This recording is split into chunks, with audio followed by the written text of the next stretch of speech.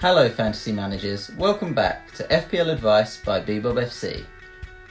Midway through the 2016-17 season, I decided to take FPL much more seriously, and what followed was a significant improvement in my overall ranking. So let's dive right in and take a look at my top 5 tips for improving your FPL rank. My first tip is strategy. In my first few years of FPL, I wasn't doing badly, but I certainly wasn't playing FPL with any real strategy, so I decided to approach the game differently.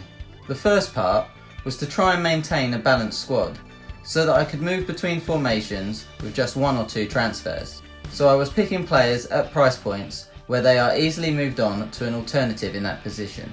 The second part was to have a plan for my chips. I tend to use my first wildcard early in the season. This allows me to set up a squad specifically targeting the first 3 to 6 game weeks, and also to learn from the early matches when there are always new signings and teams in the Premier League.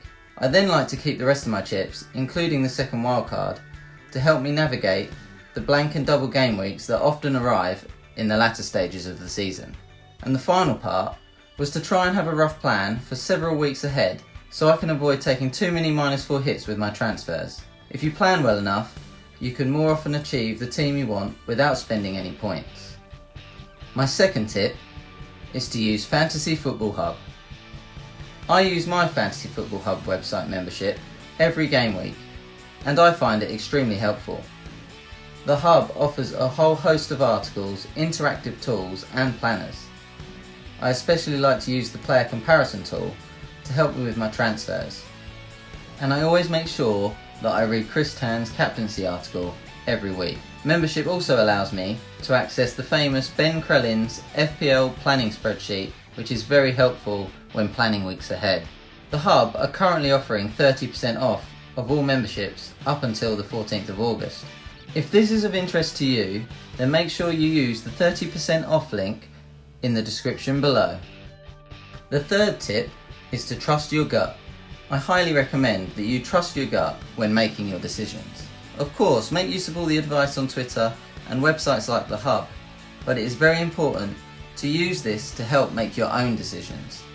Early on in the season just gone, I was definitely guilty of letting online polls and ownership change my mind when making some of my transfer and captaincy decisions.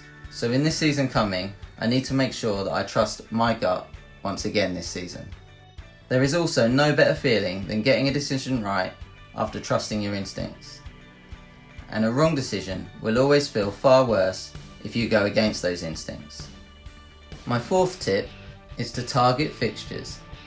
Now firstly, let me say that I believe every season there are always a few players that will remain in my side regardless of their fixtures. For example, this season, Kevin De Bruyne proved that he could score highly against any team. However, when it comes to picking the rest of my squad, particularly the mid-price starting assets, I like to try to move from a player whose fixtures are about to take a turn for the worse, and move him on to someone that has a favourable run of fixtures ahead of them. Some people may argue that form is greater than fixtures, and I certainly agree with this most of the time regarding the premium price players from the very top sides, but not with mid-priced assets from sides who aren't as consistent with their form. I believe massive gains can be made by making the moves at the right times. FPL's own fixture difficulty rating is okay, but I find the fixture ticker on the Fantasy Football Hub website to be much more realistic, and it also allows you to toggle between attack and defence. And my final tip is patience. It may seem like a simple one, but I've learned that it is extremely important. You only get 1 free transfer each week, so when I sign a player, I'm very rarely signing them for 1 week only. If they don't return straight away, I don't panic. I've signed them either for the long term or to target a run of fixtures, so remain patient and don't rage transfer players out due to the odd bad game week. I have always done well in the final stage of the season, and I put this down to being patient with my plans and taking advantage of other people's impatience. Many more casual managers will have blown their chips earlier in the season or simply lost interest, so there are definitely gains to be made in the latter stages. I hope this video has been helpful to some of you. I'll be back very soon once the player prices have been released for the new season. If you have enjoyed this video, then please do subscribe and hit the like button below. It really does make a big difference. Thanks for watching, guys.